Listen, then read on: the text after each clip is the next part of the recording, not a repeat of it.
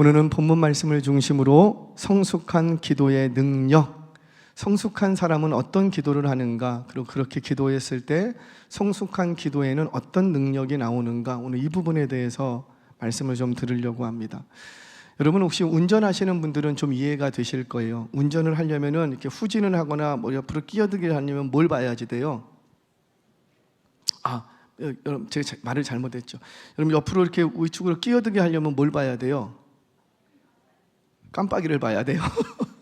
백밀러를 봐야 돼요? 아니에요. 뒤돌아서 봐야지 돼요. 뒤돌아서. 제가 미국을 갔는데 미국에 오른쪽 이게 뭐죠? 백밀러가 없어요. 백밀러가 아니죠. 뭐라 그러죠 이걸? 사이드 미러! 사이드 미러가 없어요. 저 차는 망가졌습니까? 사이드 미러가 없습니다. 그건 옵션이래요. 사이드, 여러분들 외국은 저걸 뭐라 그러죠? 썬팅을 안 한다고 하잖아요. 원래 불법이에요. 불법에 썬팅을 안 한다고 하잖아요. 그래서 썬팅한 차는 단속 1순위입니다. 그래서 미국이라는 곳은 썬팅을 안 하는 게 그건 다 옵션이거든요. 썬팅을 안 하게 돼 있어요. 썬팅을 안 하는 이유 중에 하나는 내가 옆 사람을 끼어들려면 반드시 어디를 봐야 하면 뒤돌아서 봐야 돼요. 뒤돌아서 보기 때문에 굳이 사이드 미러가 필요가 없대요. 그래서 운전석에만 있고 조수석에는 옵션으로 나온다고 합니다. 우리나라는 그냥 옵션이 아니고 기본 사양으로 나오는데, 그리고 우리는 시커멓게 선택하고 후진할 때는 창문 내리고 뭐 이렇게 하지 않습니까? 여러분 그 사이드 미러를 유심히 보세요. 거기 글씨가 적혀 있습니다. 뭐라고 적혀 있죠? 그렇죠. 사물이 거울에 보이는 것보다 가까이 있음, 이렇게 써져 있어요. 아시네요. 가까이 있음. 차선을 변경할 때 그러니까 내가 눈으로 보는 거리보다, 내가 계산한 거리보다 사실은 가까이 있다라는 거지요.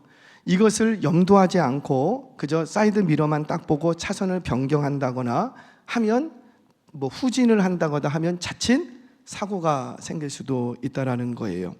일종의 사고를 방지하고자 하는 경고의 문구입니다. 그런데 이 경고의 문구는 그저 겁주기 위한 문구가 아니라는 거예요. 정말 사이드 미러로 보는 거리보다 정말로 가까이 있어요? 가까이 안 있어요? 진짜 가까이 있다는 거죠. 그냥 겁주려고 써놓은 게 아니고 정말로 가까이 있다. 그러니까는 후진할 때, 끼어들 때 내가 생각하는 거리보다 더 가까이 있음을 염두하고 계산하고 운전을 해야 된다는 거예요. 자, 그처럼 주님은 여러분들이 생각하는 것보다 훨씬 더 가까이 계십니다. 아멘이세요? 우리 주님은 눈에 보이지 않습니다. 그렇다고 손을 내민다고 해서 잡히는 것도 아닙니다. 아무리 불러도 대답하지 않습니다. 너무 멀리 있는 것 같습니다. 그러나 주님은 여러분들이 생각하는 것보다 훨씬 가까이 계십니다.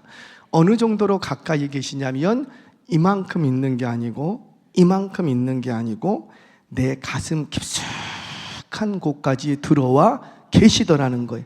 아멘이세요? 여러분, 기독교 영성, 우리 크리스찬들의 기독교 영성이라는 건 뭐냐면 바로 이 사실을 인식하고 체험하며 사는 사람들이 영성이 있다, 이렇게 얘기한 거예요. 그러니까 무슨 말이냐면 영성이 깊다라는 것은 하나님은 눈에 안 보이셔. 하나님은 안 보이는데 마치 보이는 것처럼. 하나님 존전의식이라고 하죠. 조금 고상한 말로 코람데오 이런 얘기를 하는데, 하나님은 눈에 안 보이셔. 저 멀리 계신 것 같아. 그럼에도 불구하고 영성 있는 사람은, 기독교 영성이 있는 사람은 마치 하나님을 면전에서 보는 것처럼, 하나님을 내 앞에 계신 것처럼 의식하고 살아가는 사람들, 그 사람이 영성 있는 사람이라고요. 다른 게 영성이 아니지요. 심지어 주님이 내 마음에 들어와 자정하시고 나와 함께 생각하시고 말하시고 행동하시고 계시다라는 것을 깊이 인식할 줄 아는 사람, 그 사람이 영성 있는 사람이에요. 그 사람이 믿음 있는 사람이라는 거예요. 영성 있다고 하면 뭐 방언하고 뭐 신용, 그 영성 없어도 해요. 영성과 사실 아무 상관도 없어요. 영성은 이꼬로 인격이 됩니다. 왜 그럴까요? 영성은 누구 의식을 가진다고요? 하나님 존전의식. 그러니까 하나님이 내 눈앞에 계시다고요. 하나님 면전에서 내가 살아간다고요. 그러니까 즉 영성은 곧 우리 그리스도인들의 인격이 됩니다. 아직도 이해가 안 되시는 분들이 영성이 있으면 하나님이 눈에 안 보이는데 마치 보이는 것 같아. 뭐 하나님 아무도 없으면 뭐 이렇게 슬쩍 하나 할 수도 있는데 그게 인격이 된다고요. 그런데 뭐 때문에 못하는 거예요? 하나님이 보고 계시대요. CCTV가 있는 것도 아닌데 하나님 보고 계시대요. 그걸 의식하면서 사는 사람들, 그게 영성 있는 사람이라고요. 그래서 그리스도인들의 영성은 곧 그리스도인들의 인격이 됩니다. 인격이. 그처럼 이 영성이 깊은 사람, 영성 있는 사람을 다른 말로 성숙한 신앙인 이렇게 얘기를 하는 거죠. 오늘 본문에는 바울의 기도가 또 이렇게 쭉 기록이 됩니다. 이 기도 속에 성숙한 신앙인들의 모습이 어떠해야 되는지를 고스란히 담겨놨어요. 오늘도 우리 기도하러 나왔는데 우리의 기도가 성숙한 신앙인의 기도가 되시기를 바랍니다. 도대체 성숙한 신앙인의 기도는 어떤 기도인가? 성숙한 신앙의 기도, 기도의 깊은 골짜기로 들어갈 때 여러분들의 기도는 능력 있는 기도로 나타나게 될 줄 믿으시기를 바랍니다. 왜 나의 기도에는 능력이 나타나지 않는가? 왜 그럴까요? 아직 성숙되지 못해서 그래요. 성숙되지 못해서. 그러니까 성숙한 신앙인의 기도는 다릅니다. 근데 그 기도가 시작이 되면 우리 공동체 안에서 각 개인에게 그 성숙한 신앙인이 가지고 있는 기도가 우리에게서 시작이 되면 그때부터 그 기도 속에 능력이 나타나더라고요. 저는 요즘 많이 체험해요. 와, 너무너무 우리 하나님 멋지다. 자, 왜 그런지 제가 이제부터 설명을 하겠습니다. 자, 여러분, 본문은 바울이 기도하는 장면이에요. 기도하는 장면.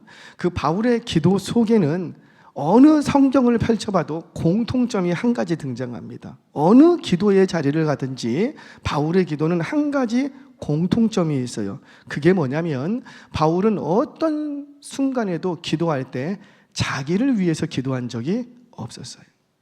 저는 외할머니 신앙입니다. 저는 누가 뭐래도 어머니 신앙도 아니고 외할머니 신앙이에요. 외할머니. 저희 외할머니께서는 일주일에 이틀씩 꼬박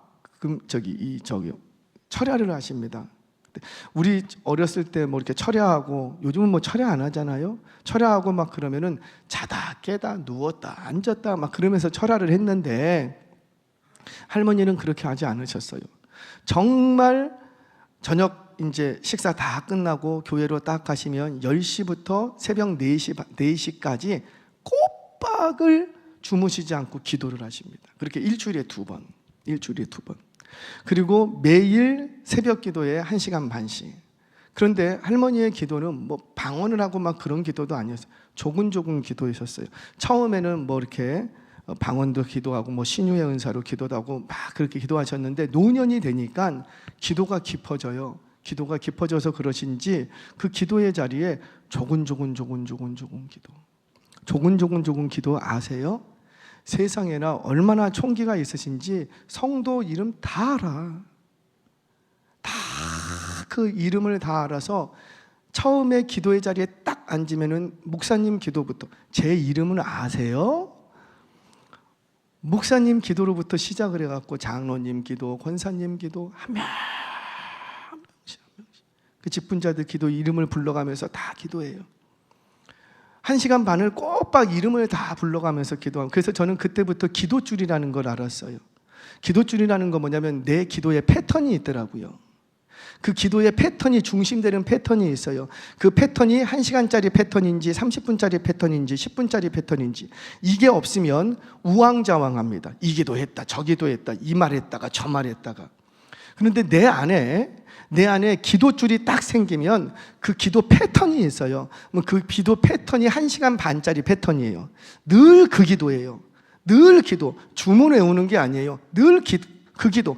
그러다가 중간에 무슨 교회적인 이슈, 예를 들어서 여름 성경학교가 있다, 무슨 특별한 교우가 뭐 지금 심각한 질병, 특별한 이슈들이 있을 때 그 이슈만 집어넣는 거예요. 특별한 이슈가 없으면 뭘로 기도하고 자기가 가지고 있는 기도 패턴. 그래서 저는 기도줄 잡아라. 기도줄 잡는 게 뭔지를 몰랐어요. 동아줄도 아니고. 기도줄 잡는 게 저는 어릴 때 뭔지 몰랐어요. 성령님의 추에서 기도하면 그게 기도줄인가 보다. 성령에 취하면 1시간 반, 2시간, 3시간, 4시간 밤새도록 기도하거든요. 손 들고 하루 종일 기도하고. 물론 그 날마다 그렇게 기도하는 건 아니더라고요. 언제? 성령께서 충만하게 특별하게 역사해 주실 때, 그렇게 역사해 주실 때는 그렇게 기도하더라고요. 잠깐 10분만 더 기도해야지 하고 기도했는데 날이 샜어. 나만 그래? 다 그러셨죠? 아, 경험들이 없으시구나. 이걸 맛을 봐야 되는데. 그거 한 번 하고면은 그 다음 날 기도할 때도 또 그렇게 해주시기를 기도합니다. 그걸 맛보지 못하면 기도하지 못해요. 그러니까 사과도 먹어본 사람이 안다고요? 그 맛을 알아야지 구하는 거거든요. 경험을 해야지 구하는 거예요. 그래서 저는 우리 청년들과 다음 세대를 향하여서 집중적으로 할 게 뭐냐면 성령님을 체험하는 거예요. 내가 경험했던, 우리 세대가 경험했던 그 성령님을 여러분들의 통로로 체험하시라는 거예요. 우리의 통로는 기도원 올라가갖고 막 주여 해갖고 받는 그런 통로였어요. 근데 우리 10대, 20대는 다른 통로로 받을 수도 있거든요. 그러니까 어떤 통로가 됐든지 간에 내게 역사하셨던 그 성령 하나님이 누구에게도 역사하고, 그렇죠. 우리 다음 세대, 우리 초등학생들, 초등학교 3학년, 4학년들이 봉고차 안에 들어가고 3시간, 4시간씩 막 기도한다니까. 진동 뭔지 아시죠? 손잡고 기도하는데. 마석기도원에 올라갔습니다. 중고등부 수련회였어요. 그때 밥해주러 우리 권사님들이 따라오시잖아요. 이제 사모님도 따라오시고. 근데 권사님이 따라오면서 자기 손녀를 데리고 왔어요. 손녀. 제가 기억해 6명이 왔어요. 6명. 그런데 낮이었어요. 여름에 얼마나 더워요. 마석기도원은요, 그때 당시는 차에서 딱 내리면은 걸어서 1시간 반을 들어가야 돼요. 그러면 모든 솥단지부터 시작해갖고 그거 다 짊어지고 1시간 반을 떼약 펴쳐서 걸어가야 기도원에 들어가요. 그러니까 나올 생각을 할까요, 안 할까요? 절대 안 해. 절대 안 해. 한 번 나오면은 지쳐서 못 들어가니까. 올라갔어요. 낮이었어요. 이렇게 이제 난 집회를 하고 이제 우리 중고등부 아이들하고 저하고 이제 손 붙잡고 기도해요. 근데 손 붙잡고 기도하면 뭐 그때는 왜 이렇게 은사를 많이 주시는지 막 진동부터 시작해갖고 방언 터지고 그랬어요. 근데 이걸 초등학교 1학년, 2학년, 3학년 아이들이 봐요. 보는데 그게 재밌었나 봐. 그래갖고는 애들이 사라졌어.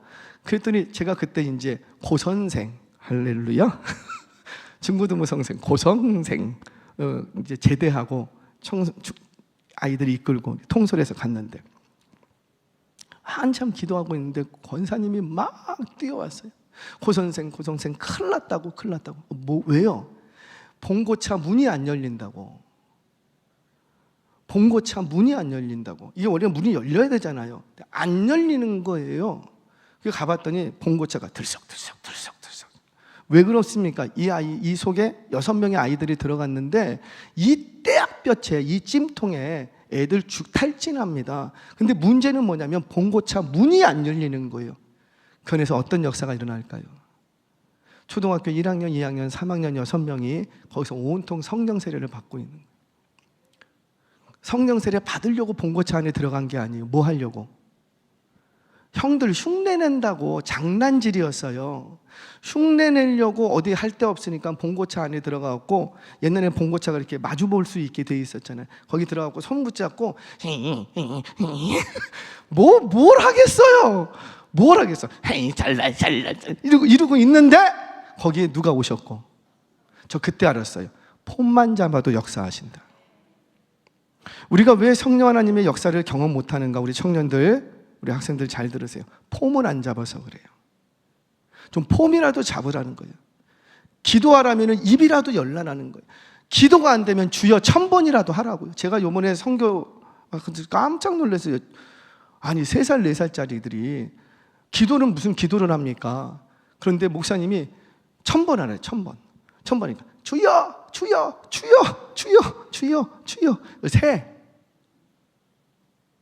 세.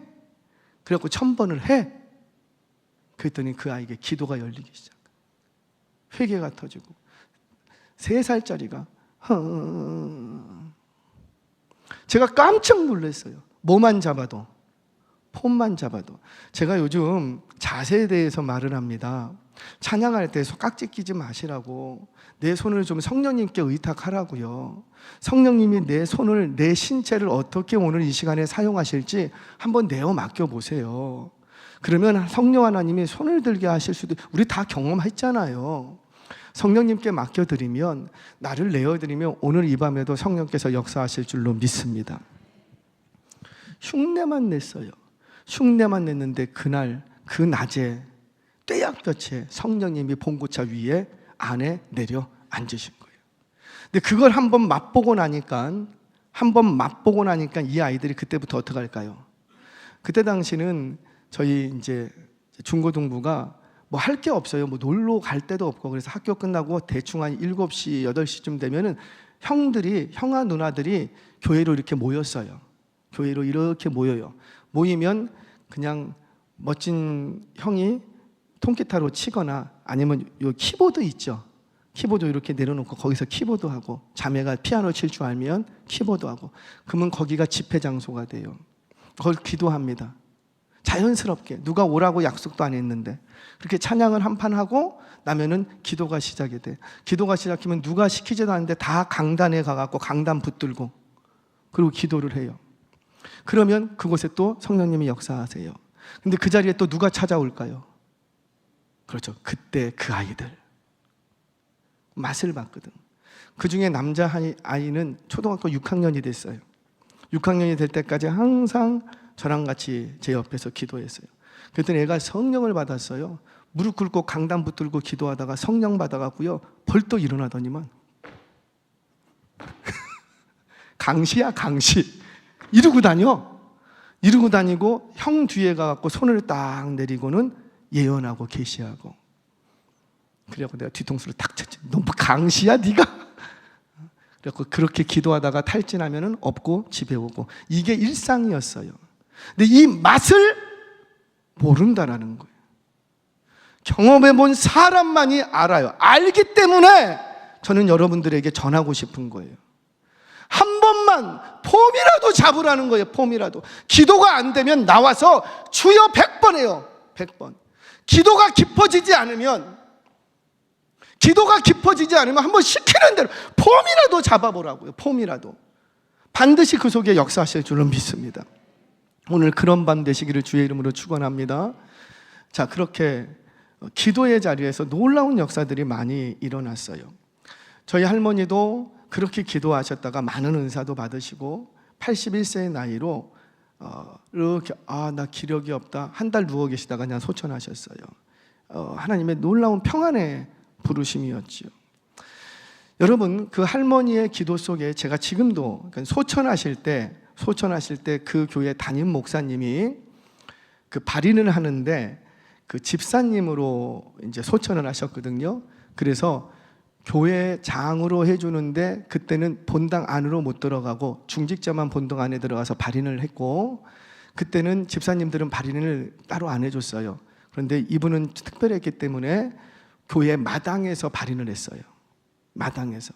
그래서 마당에서 연구차 와 있고 마당에 강단 만들어 놓고 목사님이 거기서 발인 예배를 드렸어요.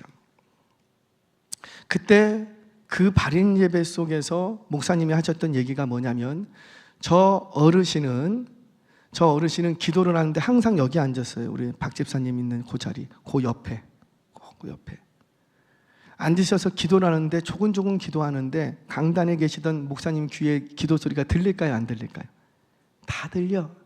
근데 그 목사님이 소천하시면서 발인 예배 드리시면서 하시는 얘기가, 저 어르신은 한 번도 자기 기도를 한 적이 없대요. 나 아파요, 나 뭐가 없어요, 심지어 뭐 빨리 데려가세요, 뭐 이런 기도도 한 번도 자기를 위해서 기도한 적이 한 번도 없대요. 저는 그 기도 소리를, 그 말씀을 듣고 깜짝 놀랐어요. 사실 저도 제 기도의 모범은 외할머니의 기도예요. 오늘 바울 역시 성경 전반적으로 보면 바울이 기도하는 내용들이 나오는데 한번 들여다보시라고요. 바울은 한 번도 자기 기도를 한 적이 없어요. 자, 성경 보겠습니다. 한 군데만. 골로새서 4장 3절 말씀 같이 읽겠습니다. 시작. 또한 우리를 위하여 기도하되 하나님이 전도할 문을 우리에게 열어주사 그리스도의 비밀을 말하게 하시기를 구하라. 내가 이 일 때문에 매임을 당하였노라. 아멘. 자, 골로새서는 아시는 대로 빌립보 감옥, 로마 감옥에 있을 때 골로새 교회에 편지를 한 거예요. 자신의 형편이 감옥에 갇혀있는 형편이에요. 그런데 그 갇혀있는 형편에 바울은 기도 요청하기를 너희 나를 위해서 이렇게 기도해달라. 근데 뭐를 위해서 기도해달래요? 우리를 위해서 기도하되 이 감옥에서 빨리 나올 수 있게 해주세요. 그런 기도하지 말고 전도할 문이 열리도록, 그리스도의 비밀을 전할 수 있는 길이 열리도록 기도해달라. 혹시 그 길이 감옥에서 여는 거면, 그러지 않았습니까? 빌립보 감옥에서, 그 감옥에 들어갔더니 그 감옥에서 전도할 문이 열렸죠. 누구를 전도하게 되고? 간수장의 가족 전체를 구원해 내잖아요. 그러니까 감옥에 있든 뭐하든 나 이 감옥에 왔는데 우리 바울 빨리 건져주세요, 이런 기도하지 말고 그저 너희가 나를 위해 기도할 때, 우리를 위해서 기도할 때 전도할 문이 열리도록, 하나님의 복음의 비밀을 전할 수 있는 길이 열리도록 기도해 달라는 거예요. 무슨 말이에요? 나 자신의 안위를 위해서 기도하지 말고 하나님 나라와 어떤 관련이 있는가를 두고 기도하라는 거죠. 내가 감옥에 있는 게 하나님 나라와 어떤 관련이 있는가? 내 회사가 망한 게 하나님 나라와 어떤 관련이 있는가? 내가 병든 게 하나님 나라와 어떤 관련이 있는가? 그거 너희들 생각하고 그거를 두고 기도해 달라는. 저는 저를 위해서 기도 많이 해주시기 바랍니다. 근데 절대 우리 목사님 키 크게 해주세요, 이런 기도하지 마세요. 절대 그런 기도 안 하셔도 돼요. 뭐 건강을 위해서 좋아요, 감사해요. 그런데 정말 기도 부탁드리는 건 제발 이 강단에서 말씀이 불같이 쏟아져 내올 수 있도록 기도해 주세요. 저는 그거 하라고 부름받은 거예요. 그러니까 이 강단이 불의 강단이 되게 하시고 은혜의 폭포수가 쏟아져 내리는 강단이 되게 하시고 생수의 강이 흘러 넘치는 강단 되게 해달라고. 그것 때문에 제가 여기 있는 거예요.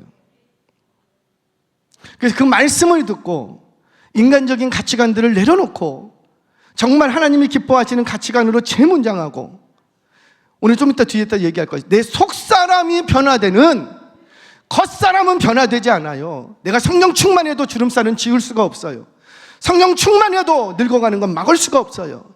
그러니까 겉사람은 어쩔 수 없어요. 변화되지 않아요. 그런데 뭐가 변화되어야 되겠다? 속사람. 저를 위해서 기도해 주시. 저는 새벽마다 기도합니다. 다른 거 좀 없고요. 제발 이 강단에서 잘 전할 수 있게 해달라고. 잘 전할 수 있게. 저는 그래 기도할 때 누구처럼 이렇게 기도해요. 솔직히 제가 말씀은 못 드리겠고 제가 모델로 삼는 분이 계시는데 그분 말씀 너무 좋습니다. 그 어떤 목사님에게 너무 좋습니다. 나도 그 목사님처럼 성경에 눈이 열리고 그 목사님처럼 말씀 잘 전해, 좋은 꼴을 먹일 수 있는 목사가 되게 해주세요.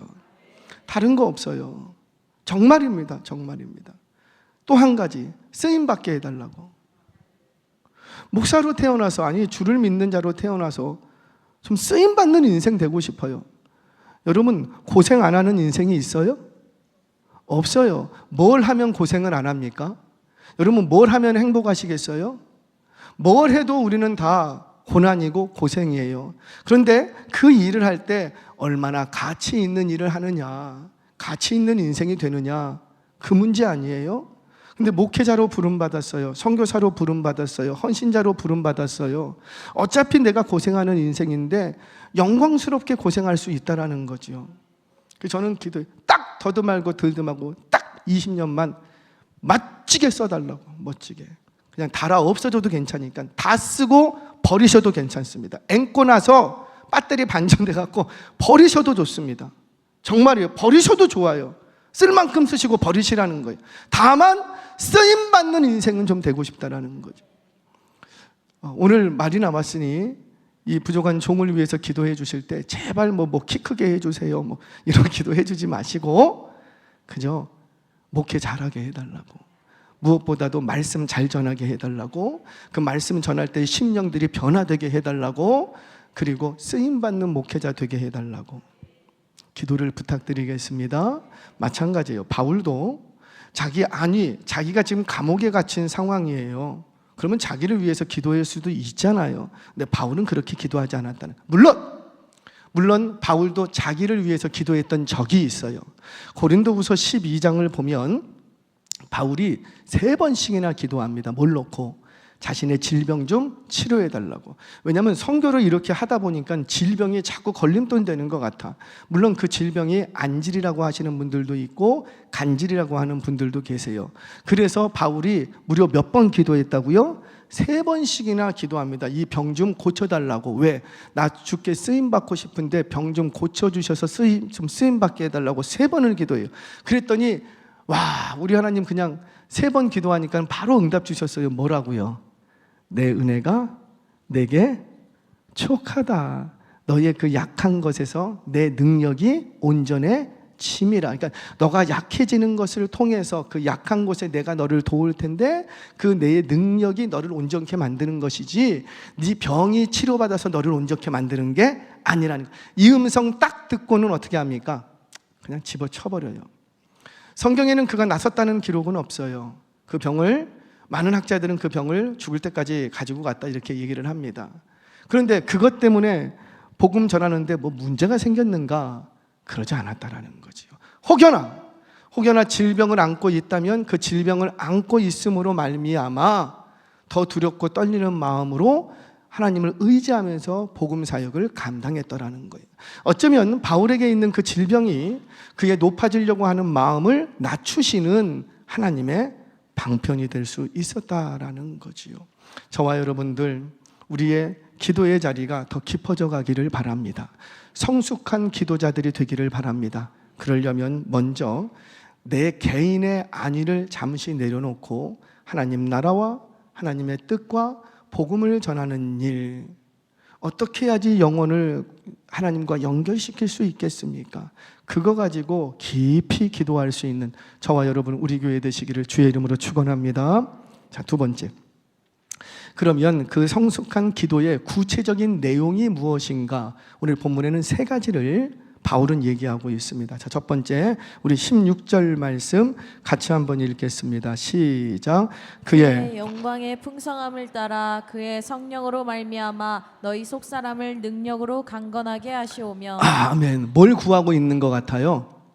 그렇죠. 성령으로 말미암아. 이런 것들이 일어나야 되는데 그걸 누가 하시냐면 성령으로 말미암아. 그러면 누가 오셔야지 돼요? 그러니까 성령님이 오셔야 된다는 거지요. 지금 무슨 기도를 하고 있냐면 성령을 구하는 기도를 하고 있다는 거예요. 자, 질문합니다. 우리 냉정하게 스스로에게 오늘 이 말씀 앞에 점검해 보십시오. 과연 나는 나의 기도의 자리에서 성령님을 얼마나 구하고 있는가? 얼마나 구하고 있는가? 성령님. 왜 성령님을 구해야 되는가? 자, 보세요. 바울의 관심은 항상 속사람이었어요. 항상 속사람. 겉으로 나타나는 어떤 현상을 통해서 늘 바울이 살피는 것은 그 현상으로 인하여서 너의 속사람이 어떻게 됐냐? 거기에 관심이 많았던 거예요. 어떤 선한 일을 진행해 갈 때 그것이 믿음으로 한 것이냐? 그것을 묻고, 그리고 그 선한 일이 너의 속사람에게 어떤 영향을 끼쳤냐? 항상 바울이 관심 갖는 건 항상 우리의 속사람. 어떤 고난과 역경이 왔습니다. 그때 이 고난과 역경이 우리의 속사람에게 어떤 영향을 끼쳤는가? 거기에 관심이 있다라는 거죠. 우리가 요즘 계속 수요일마다 고린도전서를 지금 강해해 가고 있는데 결혼에 대해서 쭉 한 3주 정도 보고 있지 않습니까? 이번 주에도 또 봐야 되는데, 처녀로 있는 자들은 결혼하지 말고 또 뭐예요? 혼인한 자들은 또 헤어지지 말라, 이렇게 얘기를 합니다. 그러면 결혼을 하라는 거예요? 결혼을 하지 말라는 거예요? 바울의 논지는 거기 있지 않다라는 거지요. 결혼을 하든 혼자 있든 아니면 뭐 하든 간에 바울의 관심은 거기 있는 것이 아니라 그 결혼 자체가 바울의 관심이 아니라 그것으로 인해서 너의 속사람이 어떻게 됐냐, 결혼함으로써 너의 속사람이 어떻게 됐냐, 처녀로 있으면서 너의 속사람이 어떻게 됐냐, 남편을 잃고 혼자 있으면서 너의 속사람이 어떻게 됐냐, 너의 속사람이 어떻게 됐냐, 네 속사람이 하나님 나라와 어떤 연관을 갖고 있느냐, 그거를 지금 관심 있게 본다라는 거지요. 적용해 볼까요? 우리 청년들 이제 취업을 합니다. 저는 취업을 할 때 두 가지 좀 기준을 가졌으면 좋겠어요. 기준을. 이미 늦으신 분들은 그냥 한 귀로 듣고 한 귀로 흘리시고, 첫 번째, 먼저 열리는 쪽으로 가라. 왜냐하면 먼저 열리는 쪽 갔다고 해서 그걸 평생 하지는 않더라고요. 그러니까 먼저 열리는 쪽으로 가라. 두 번째, 이 일을 함으로써 내 속사람에 어떤 영향을 끼칠 것인가, 그걸 한번 점검해 봐라. 뻔히 주일날 뭐 한 달에 한 3번씩 빠져야 돼. 근데 그게 먼저 열렸다고 거기 가면 될까요, 안 될까요? 그건 안 된다라는 거지요. 왜냐하면 분명히 그것이 내 속사람에게 영향을 끼친다, 안 끼친다? 끼친다라는 거죠. 문이 활짝 열렸어요. 좋은 대우예요. 근데 가봤더니 이단이 경영하는 회사야. 그러면 가야 돼요, 말아야 돼요? 아니, 이단 믿으라고 강요도 안 한다니까. 가야 돼요, 말아야 돼요? 돈 많이 준다니까. 왜요? 그것이 나의 속사람에게 어떤 영향을 끼칠 것인가를 생각하라는 거죠. 그래서 저는 이게 꼭 맞는 건 아니에요. 성경에 안 나왔으니 그렇다고 틀린 것도 아니에요. 그러니까 우리가 어떤 취업을 준비하고 인생의 중요한 문제를 할 때는 첫 번째, 먼저 열리는 쪽으로 가라. 보편적인 상황 속에서. 근데 특별한 상황 속에서는 그 일이 나의 속사람에게 어떤 영향을 끼칠 것인가. 제가 직장 생활을 했습니다.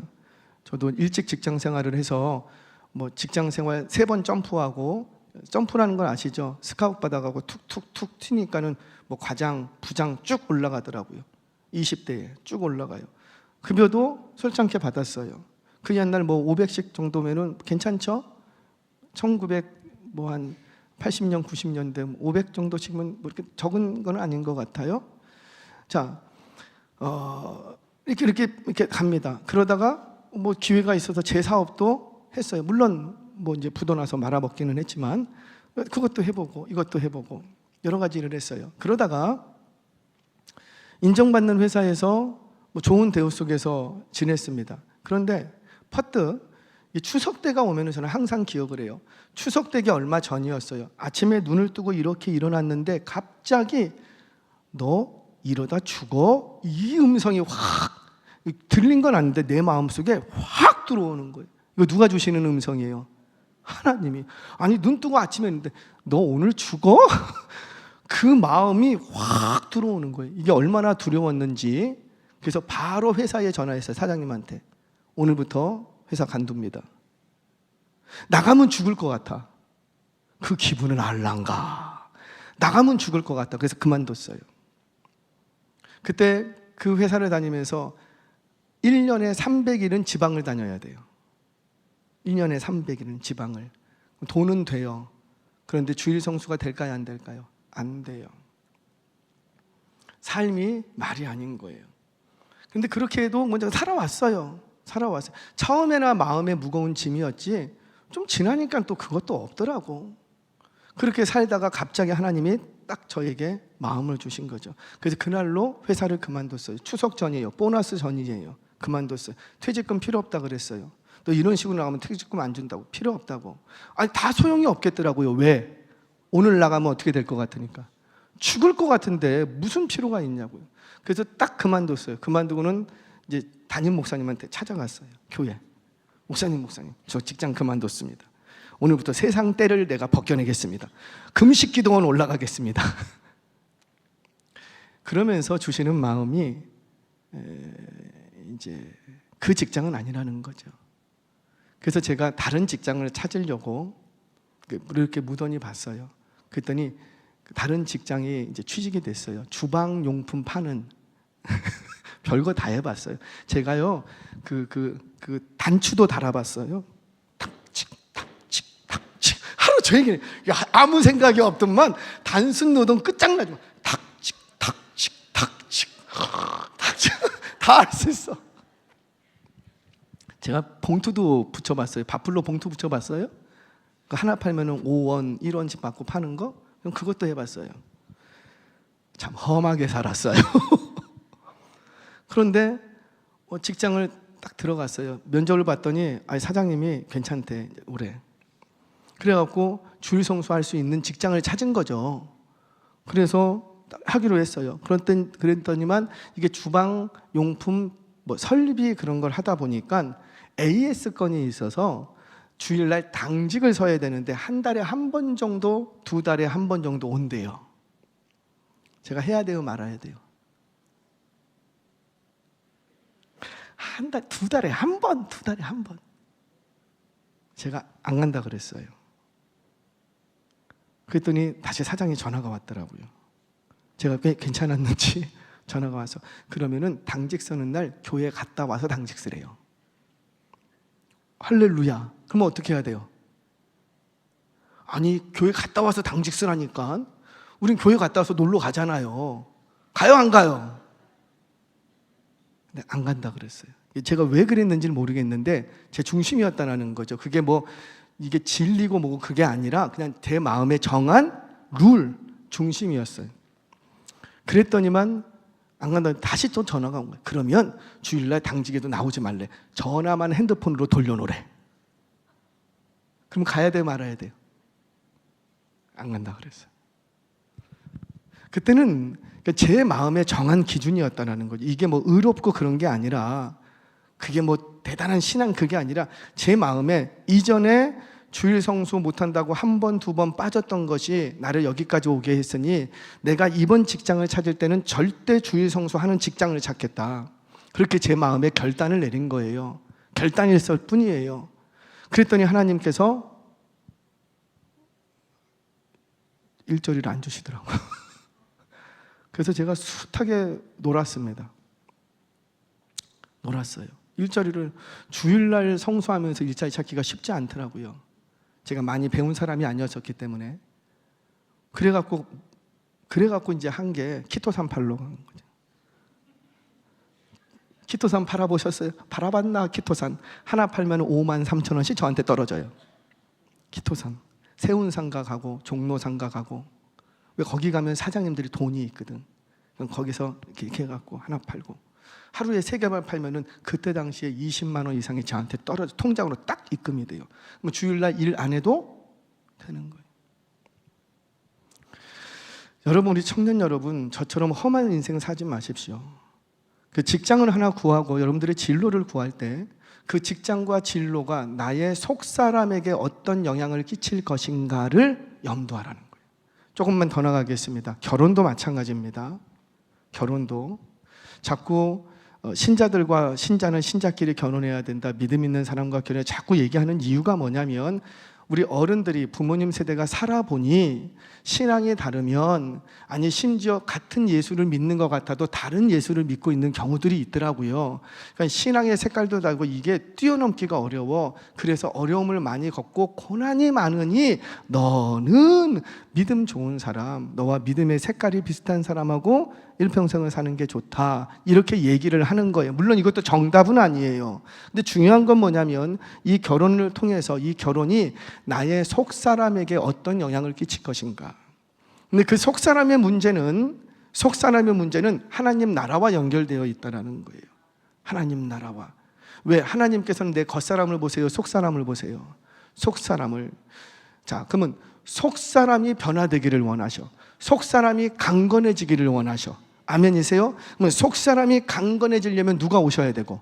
성령님. 그래서 성령님을 구하는 거라고요. 저와 여러분들 내 속사람을 오늘 이 밤에 새롭게 하시기를 바랍니다. 강건케 하시기를 바랍니다. 아멘 좀 크게 하시기 바랍니다.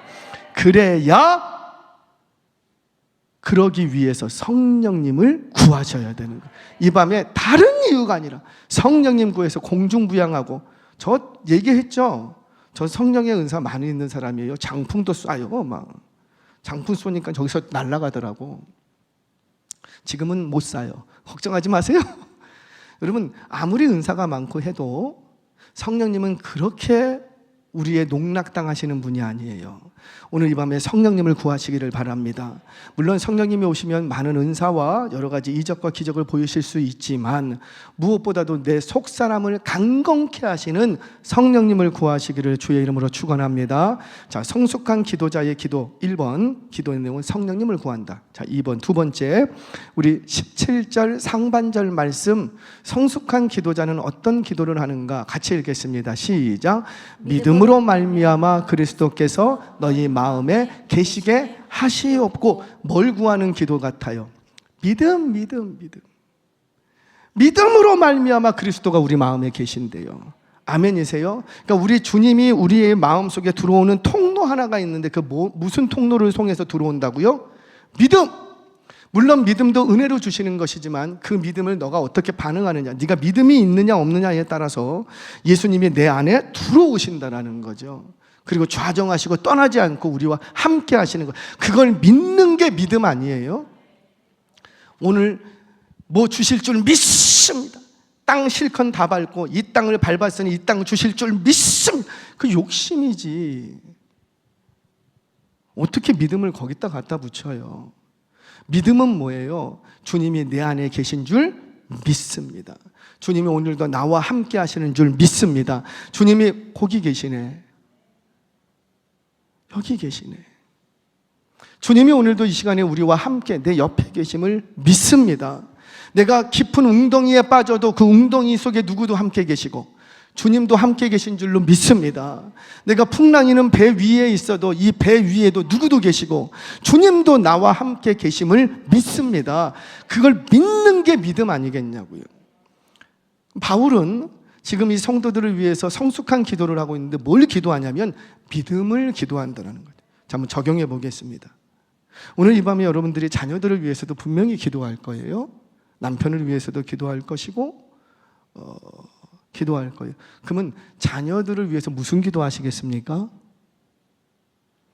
믿음을 갖게 해달라고 기도하시기 바랍니다. 믿음이 깊어지게 해달라고 기도하시기 바랍니다. 믿음이 뜨거워지게 해달라고 기도하시기 바랍니다. 우리가 언제 자녀들의 믿음을 놓고 기도한 적이 언제쯤이었냐고요. 진로를 놓고, 결혼을 놓고, 취업을 놓고, 그런 것들을 놓고는 기도 많이 했는데 과연 내 자녀의 믿음을, 우리 아이 믿음, 정말 믿음의 사람 되게 해달라고, 믿음이 깊어지게 해달라고, 저와 여러분 오늘 이 밤에 믿음을 놓고 기도할 수 있기를 축복합니다. 자, 첫 번째, 성숙한 기도자의 기도는 성령을 구한다. 두 번째는 믿음을 구한다. 자, 세 번째, 우리 성경 읽겠습니다. 17절 하반절부터 19절 말씀 같이 읽겠습니다. 시작. 너희가 사랑 가운데서 뿌리가 박히고 터가 굳어져서 능히 모든 성도와 함께 지식에 넘치는 그리스도의 사랑을 알고 그 너비와 길이와 높이와 깊이가 어떠함을 깨달아 하나님의 모든 충만하신 것으로 너희에게 충만하게 하시기를 구하노라. 아멘. 하나님의 모든 충만한 것이 우리에게 충만하기를 구하는데 뭘로 말미암아서? 사랑으로 말미암아서. 사랑을 놓고 기도하더라는 거죠. 이 사랑은 뭐 남녀의 사랑 그런 거 아니잖아요. 심지어 이 사랑은 부모가 자식을 사랑하는 그런 사랑도 아니에요. 이 사랑은 주 예수 그리스도께서 아버지의 뜻을 따라서 십자가에 죽기까지 순종하셨던 그 순종, 그 아버지를 사랑했던 그 사랑, 하나님이 우리를 사랑하사 독생자 예수 그리스도를 이 땅에 보내주시고 십자가에서 죽음 가운데 내어주셨던 그 사랑, 그 사랑을 알기를 원한다는 거예요. 그 사랑 안에서 이 공동체가 뿌리를 내리고 그 사랑 안에서 더욱더 터가 굳어지기를 주의 이름으로 축원합니다. 그러려면 우리 안에 뭐가 있어야 돼요? 사랑. 이 사랑은 다른 사랑 아니라니까요. 이 사랑은 그리스도께서 우리에게 보여주셨던 십자가의 그 사랑, 자기 희생적인 그 사랑, 자기의 생명을 내어주면서 너가 살 수만 있다면. 바울은, 모세도 그랬고 바울도 그랬어요. 바울은 뭐라? 내 동족이 구원 얻지 못하면 내 이름을 생명책에서 지워버려 주세요. 내가 내 동족이, 내 민족이 구원 얻지 못한다면 내가 그리스도의 사랑에서 끊어질지라도 내가 달가밖에 끊어지니 하는 이 있어도 차라리 끊어지는 게 낫습니다. 지옥 가겠다라는 거죠. 누구 때문에? 자기 동족, 유대인 동족이 구원함을 얻지 못한다면, 모세도 마찬가지 아니에요? 하나님께서 우상 숭배하고 그러니까 시내산에서 다 죽여버리려고 다 쓸어버리고 내가 모세 너로 인하여 다시 새 민족을 일으키겠다. 이 민족은 누구의 민족이었는데? 아브라함을 통하여 일으켰던 민족인데 이제 여기 끊어내고 내가 출애굽 시켜놓고 시내산까지 데려왔더니 우상 숭배하고 있고, 이거 끊어버리고 아브라함의 혈통 이제 끊고 모세 너를 통해서 새로운 민족을 일으키겠다. 그러니까 모세가 뭐래요? 안 됩니다. 주님의 이름 욕보입니다. 내가 생명책에서 내 이름을 지워주소서. 누구를 위하여? 이 민족이 하나님의 언약 백성으로 다시 일어서지 못한다면 차라리 나를 생명책에서 지워주세요. 이게 사랑이라는 거죠. 이게 사랑. 저와 여러분에게도 이런 사랑이 있기를 주의 이름으로 축원합니다. 이 사랑이 우리 공동체를 뿌리 깊게 만드는 것. 이 사랑이 우리 공동체를 터가 굳건하게 해주는 것이 사랑이라는 거죠. 자, 그렇다면 마지막입니다. 이렇게 자신의 안위가 아니라 교회를 위해서, 성도를 위해서, 하나님 나라를 위해서 성숙하게 기도할 때 어떤 역사가 일어나는가? 우리 하나님은 놀라운 약속 하나를 해 주십니다. 그게 뭐라? 그게 20절 말씀 같이 읽겠습니다. 20절 말씀 시작.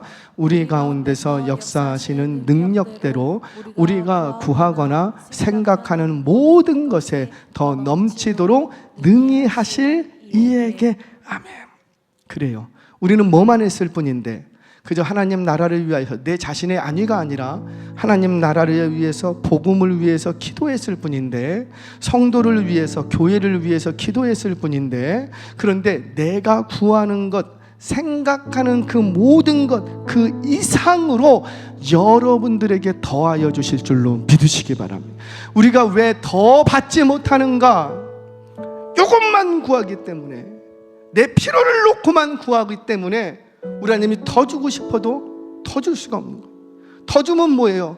다 누구 배로 다 들어갈 건데. 기도하는 거 보면 알아요. 온통 뭐만 기도하는데 자기 거, 내 자식. 그런데 뭘 더 줘? 더 주면 뭐해? 다 누구 배로 들어갈 건데. 기도의 그릇을 키우시기 바랍니다. 기도 제목이 성숙해지기를 바랍니다. 물론 처음 신앙생활 하시는 분들은 괜찮아요. 처음 신앙하시기 때문에 나의 안위를 위해서 내 문제를 놓고 이 문제 좀 해결해 줘, 얼마든지 그렇게 하셔도. 그런데 신앙생활 10년이 지났고 기도의 자리가 20년이 지나고 하나님의 은혜를 숱하게 맛봤다고 한다면 여전히 그러고 있으면 안 된다는 거죠. 물론 건물이 세워질 때는 기초공사가 중요해요. 그런데 5년 동안 기초공사하고 그럼 뭘 건물을 세워야지. 근데 또 5년 동안 기초공사만 하고, 그리고 또 5년 동안 기초공사만 하고 있으면 우리 하나님이 뭘 더 주시겠냐고요. 집을 지었을 때 그 속에 들어가야 될 것들을 다 예비하고 계시는데 맨날 기초공사만 하고 있으면, 사랑하는 여러분, 저는 우리 교회가 성숙한 기도의 자리로 나아가시기를 바랍니다. 그 기도의 자리는 나의 안위가 아니라 주의 나라를 위해서 기도하는 거예요. 나의 안위가 아니라 타인의 구원을 위해서 기도하는 거예요. 내 성령을 구하는 것이고, 내 것을 구하는 게 아니고 성령을 구하는 기도예요. 믿음을 구하는 기도예요. 사랑을 구하는 기도예요. 저와 여러분도 우리 공동체 안에 이 기도가 회복돼서 하나님이 더하여 주시는 놀라운 기적의 역사들을 날마다 경험하시기를 주의 이름으로 축원합니다.